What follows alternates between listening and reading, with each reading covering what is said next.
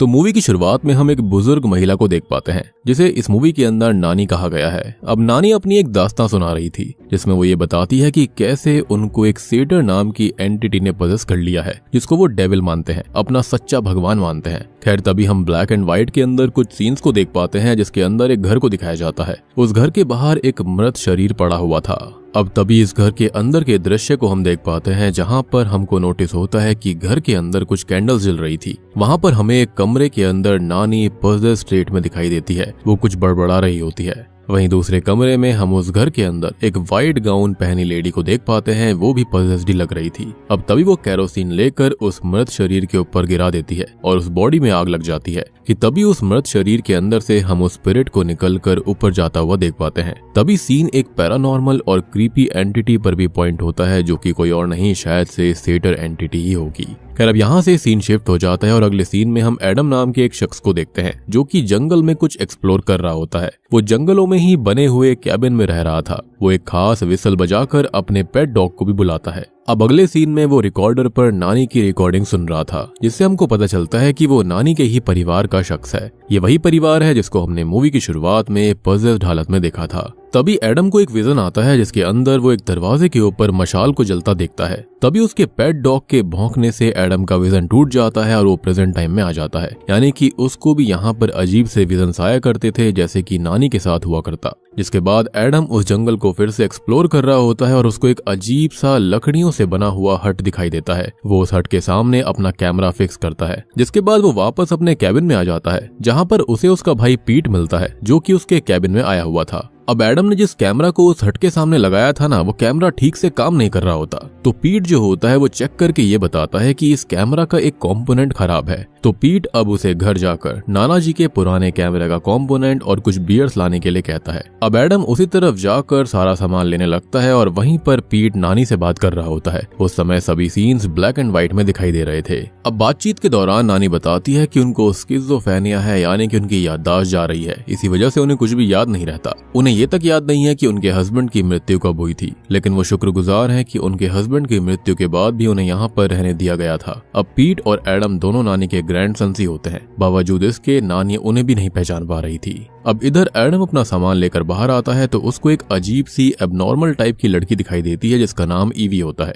EV Adam को अपना नाम बताती है और उससे ये पूछती है कि क्या एडम को किसी हेल्प की जरूरत है, जिस पर एडम नाम में सर हिलाता है और फिर ईवी वहां से चली जाती है। एडम भी अब कैमरा का सामान और बियर लाकर पीट के साथ निकल जाता है। काफी ज्यादा रात हो चुकी थी और पीट घर चला जाता है और एडम नानी की रिकॉर्डिंग को ही सुन रहा था। तभी कैबिन के अंदर उसे अपने पेट डॉग की जोर जोर से भौंकने की आवाज आती है। अब एडम उसकी तरफ देखता है तो उसको ऐसा लगता है जैसे कि वो बाहर जाने की कोशिश कर रहा हो। अब एडम दरवाजा खोलता है कि तभी उसे बाहर एक लाइट दिखाई देती है और जैसे ही एडम उस लाइट को देखता है वो फिर से उस विजन में चला जाता है और इस बार वो उस मशाल से जलती आग के करीब जा रहा था। लेकिन तभी उसका विजन टूट जाता है और वो होश में आता है। तब वो बाहर निकलता है और शायद उसके विजन से वो बहुत ही ज्यादा आकर्षित हो गया था। इसी वजह से वो बाहर फॉरेस्ट में फिर से टहलने लगता है और फोटोज को कैप्चर करता है। अब वो वापस से अपने कैबिन में आ जाता है जहाँ पर उसने किसी फोटोग्राफ को कैप्चर किया था। एडम अपने कंप्यूटर के अंदर उस फोटोग्राफ को देखता है लेकिन उसे कुछ भी समझ में नहीं आता, लेकिन फिर भी वो उस फोटोग्राफ का प्रिंट आउट निकाल लेता है। अगले सीन में हम एडम को नानी के घर में देखते हैं जहाँ पर वो कुछ सामान ढूंढ रहा था। वहाँ पर नानी और पीट आपस में बातें कर रहे होते हैं जिसमें नानी पीट को पहचानने से इनकार कर रही थी,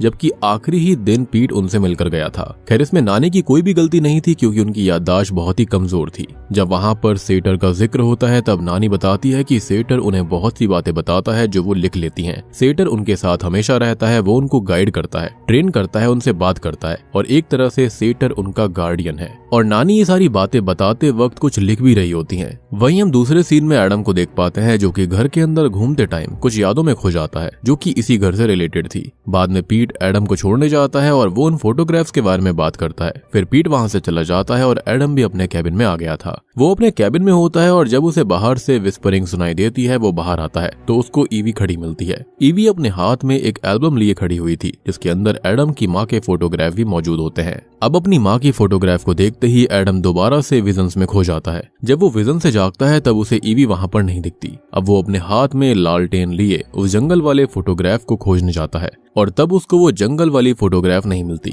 वो फोटोग्राफ को अपने कैबिन में इधर उधर ढूंढने लगता है और तभी नानी की रिकॉर्डिंग अपने आप प्ले हो जाती है, जिसके अंदर नानी कह रही होती है कि सेटर ने तुम्हें ढूंढ लिया है और वो तुम्हारे सारे तौर तरीके जानता है। तभी एडम को उसके कैबिन के अंदर हिरन का मास्क पहने एक आदमी दिखता है। उसने जानवर की खाल भी पहनी हुई थी और उसी आदमी के हाथ में वो फोटोग्राफ भी होती है जिसे एडम ढूंढ रहा था। उस वक्त फिर से नानी की रिकॉर्डिंग प्ले होती है जहां पर वो ये कह रही थी कि सेटर तुम तक पहुंच जाएगा, वो तुम्हें अंधेरे में मिलेगा। अब तभी वो हिरन वाला मास्क पहना हुआ स्ट्रेंजर अपना मास्क हटाता है जो कि बहुत ही अजीब सा दिख रहा था। तभी एडम उस आदमी की तरफ गन पॉइंट कर देता है और जैसे ही वो उसकी तरफ गन पॉइंट करता है उसके हाथ में रखा लालटेन बुझ जाता है और जब दोबारा से एडम टॉर्च जलाकर कैबिन में देखता है तो उसे वो स्ट्रेंजर कहीं भी नजर नहीं आता। अब अगले दिन एडम और पीट जंगल में एडम के पेट डॉग को ढूंढने लगते हैं। वहां पर पीट एडम से डेबोरा के बारे में बात करता है और डेबोरा असल में उसी की सिस्टर और नानी के परिवार की ही मेंबर होती है। पीट एडम से कहता है कि उसे लगता है कि उनके नाना जी जिम ने जानबूझकर अपनी जिंदगी सैक्रिफाइस करी थी ताकि सेटर नानी के साथ रह सके और नानी ने ही शायद उनकी माँ के पीछे सेटर को भेजा था। और उसके बाद पीट वहां से लौट जाता है क्योंकि ये बातें काफी ज्यादा उसे अजीब लग रही थी।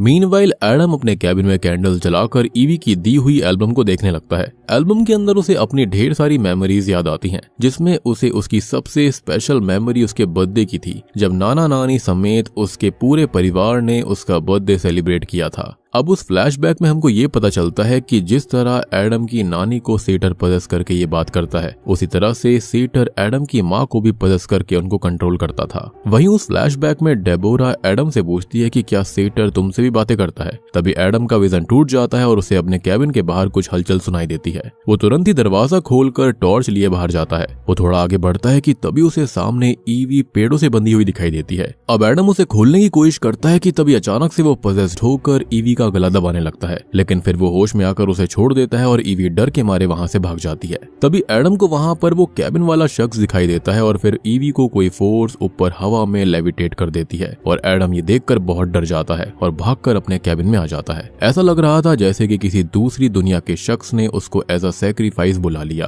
खैर फिर अगले दिन वो कैबिन में हर तरफ कैंडल्स जलाकर रखता है। फिर वो कैबिन के अंदर अपने लैपटॉप के अंदर उस फोटोग्राफ की ब्राइटनेस को बढ़ाकर चेक करता है तो उसकी हालत खराब हो जाती है। फोटो के अंदर उसे सेटर के 4 चेले नजर आते हैं, यानी कि उसके कल्ट के लोग। वो डर जाता है और समझ जाता है कि कल्ट के ये मेंबर्स उसको ले जाएंगे। अब एडम अपने कैबिन में छुप जाता है कि तभी कैबिन का दरवाजा अपने आप खुलता है और वो 4 कल्ट के मेंबर्स अंदर दाखिल हो जाते हैं। अब एडम वहां से भागने की कोशिश करता है और लगभग सुबह होने तक लगातार भागते ही जा रहा था। उसे सामने एक बड़ा सा लेक दिखाई देता है और वहीं उसे सामने मशाल जलती हुई भी दिखाई देती है, बिल्कुल उसी तरह जिस तरह उसे अपने विजन में दिखाई दी थी। वो उस मशाल की तरफ बढ़ने लगता है कि तभी उसे वहां पर एक बड़ा सा डेविल दिखता है जो कि सेटर था। वो सेटर बहुत ही ज्यादा भयानक दिख रहा था और अपने नाखून से वो एडम की तरफ इशारा करता है और इसके साथ ही सीन यहीं पर शिफ्ट होता है। अब अगले सीन में हम देखते हैं कि चारों ही तरफ बर्फ पड़ रही थी, यानी कि तगड़ी ठंड का मौसम शुरू हो चुका था। अब एडम के इस गायब हो जाने के बाद में पीट खुद को जिम्मेदार मानने लगता है, जिसके बाद उसे मेंटल इंस्टीट्यूशन के अंदर ही भर्ती करवाया जाता है और उसको यहाँ पर डेबोरा ही लेने जाती है, जो कि वापस आ जाते हैं अपनी नानी के पास में। तभी हमें एक घर को दिखाया जाता है जहां पर डेबोरा नानी से उनके लिखे हुए हैंडराइटिंग और अपनी माँ के बारे में पूछती है कि वो पजेस्ड थी क्या, जिसके बाद डेबोरा नानी को कहती है कि पीट बाहर गया हुआ है तो उसे लेने जाना है। अगले सीन में हम डेबोरा और पीट को एक रूम में देखते हैं जहां पर दोनों आपस में एडम की ही बातें कर रहे थे। पीट उससे कहता है कि उसे एडम की चिंता हो रही है, जिस पर डेबोरा ये कहती है कि एडम पजेस्ड हालत में था तो उसे अकेला छोड़ देना ही बेहतर है, वरना वो हमको नुकसान पहुंचा सकता है। कहीं न कहीं पीट खुद को एडम के गायब होने का गिल्टी मान रहा था। जिसके बाद पीट एडम को ढूंढने के लिए निकल जाता है और वो उसे बहुत ढूंढता है, लेकिन एडम उसे कहीं नहीं मिलता। हर जगह बर्फ ही बर्फ जमी हुई थी। वो एडम को ढूंढते ढूंढते एक जगह पर पहुंचता है और वो अपने हाथ में खुद के और एडम के फोटोग्राफ्स को देखकर इमोशनल हो रहा था। तभी उसके सामने ईवी एक चेयर पर पजल्ड हालत में बैठी हुई थी। ये वही लड़की है जो कि हवा में लेविटेट हो गई थी। लेकिन ठीक उसी वक्त एडम पीछे से आता है और पीट का गला मरोड़ने लगता है और उसकी पीठ में हिरन का सींग घुसा देता है, यानी कि वही कल्ट वाला जो उनका सिंबल है। पीट की दर्दनाक चीख वातावरण में गूंजने लगती है कि तभी एडम पीट के चेहरे को आग में धकेल देता है और दर्दनाक चीख के साथ उसकी मौत हो जाती है। उसके शरीर से उसकी रूह ऊपर हवा में उड़ जाती है, यानी कि वो सेटर को सैक्रिफाइस हो चुका था। और यहाँ पर हम नोटिस करते हैं कि ईवी और एडम दोनों ही स्पिरिट्स होती हैं, यानी कि ये कल्ट वाली स्पिरिट्स बन चुकी थी। और अब यहाँ पर हमको एक शॉकिंग बात पता चलती है कि सेटर जब भी किसी को खत्म करता है उसको एज अ सैक्रिफाइस लेता है, तो उसकी जो सोल होती है ना, वो उसके ही कल्ट की मेंबर बन जाती है और वही अब लोगों को मार रही थी। और अब वो तीनों यानी कि पीट, एडम और ईवी सेटर के कल्ट के मेंबर बन गए थे, यानी कि जो स्टार्टिंग में और लोग दिखाई दिए थे वो भी ऐसे ही सैक्रिफाइस हुए होंगे। बेसिकली इस जंगल के अंदर सेटर नाम की एंटिटी जो है ना उसका ही वास है, और यहाँ पर जो कोई भी रहने आता है आसपास के इलाके में उन सब की दर्दनाक मौत होती है। खैर अब हम मूवी के एंडिंग सीन में पहुंच चुके हैं, जहाँ पर खाली डेबोरा बची हुई थी। वो एक कमरे के अंदर जाती है जहाँ पर वो अपनी नानी को सफेद कपड़ों में देखती है, मतलब कि वो भी एक स्पिरिट थी। तभी नानी सामने खड़ी हुई किसी लेडी की तरफ बढ़ने लगती है और अचानक गायब हो जाती है। अब डेबोरा जो होती है वो नानी को ढूंढते हुए घर से बाहर आती है और हाथ में उसने एक लालटेन लिया हुआ था, लेकिन नानी उसे कहीं पर भी नहीं मिलती। तभी लालटेन की रोशनी में उसे अपने पीछे एडम खड़ा दिखता है, यानी कि वो एडम की स्पिरिट थी। एडम की स्पिरिट डेबोरा का गला दबाने लगती है और तभी वहां पर पीट और ईवी की स्पिरिट भी आ जाती है। वो सब डेबोरा को जिंदा जला देते हैं और चीखते चीखते डेबोरा की भी मौत हो जाती है। यानी कि अब आपको समझ में आया होगा कि स्टार्टिंग में जो नानी के साथ एक लड़की होती है वो उनकी ही बेटी थी, जिसको उन्होंने सैक्रिफाइस कर दिया, यानी कि उन्होंने अपने पूरे ही परिवार को सेटर को सैक्रिफाइस कर दिया था अपनी लॉयल्टी प्रूव करने के लिए। अब आखिर में हम नानी के घर को देख पाते हैं जहां पर ये सभी थे, यानी कि पीट, एडम, ईवी, डेबोरा, इनकी माँ, एडम का पेट डॉग, नानी, सभी के सब यहाँ पर थे, जो कि सभी के सभी कल्ट मेंबर्स बन गए थे। यानी कि अब ये यहाँ पर आने वाले और लोगों को मारने के लिए बिल्कुल रेडी हैं। यहाँ पर सेटर ने खुद को ताकतवर करने के लिए सभी को पजेस करके एक एक करके मार डाला और बूम, इसी के साथ में ये मूवी यहीं पर खत्म हो जाती है। तो दोस्तों ये थी सेटर फिल्म की कहानी। अब सेटर के बारे में एग्जैक्टली देखा जाए तो इसका मतलब होता है सीडर, यानी कि क्रिएटर। तो यहाँ पर ये जो डेविल है ना वो क्रिएटर बनने की इनडायरेक्टली कोशिश कर रहा था। बात रही यहाँ पर थियरीज के बारे में, तो यहाँ दो थियरीज हो सकती हैं। पहला तो ये कि सेटर ने नानी को पूरी तरह से पजेस कर लिया था, जिसके बाद उसने एक एक करके अपने सारे के सारे परिवार वालों को कल्ट का हिस्सा बना दिया, बेसिकली सेटर को ही सैक्रिफाइस कर दिया। तो पहली थियरी तो काफी सिंपल है, प्रिटी स्ट्रेट फॉरवर्ड है। लेकिन दूसरी थियरी ये भी हो सकती है कि ये मूवी मेंटल इलनेस को दर्शाती है, जैसे कि नानी जो थी वो स्टार्टिंग से ही मेंटली इल थी, जिसके चलते उसने अपनी ही बेटी को खत्म कर दिया और उसके बाद में उसने यहाँ पर ढेर सारी चीजें ऐसी करी जो कि बहुत ही गड़बड़ वाली थी। स्पेशली अपने हस्बैंड को भी खत्म कर दिया, जिसके बाद में वो यहाँ पर अकेली ही रह गई होंगी।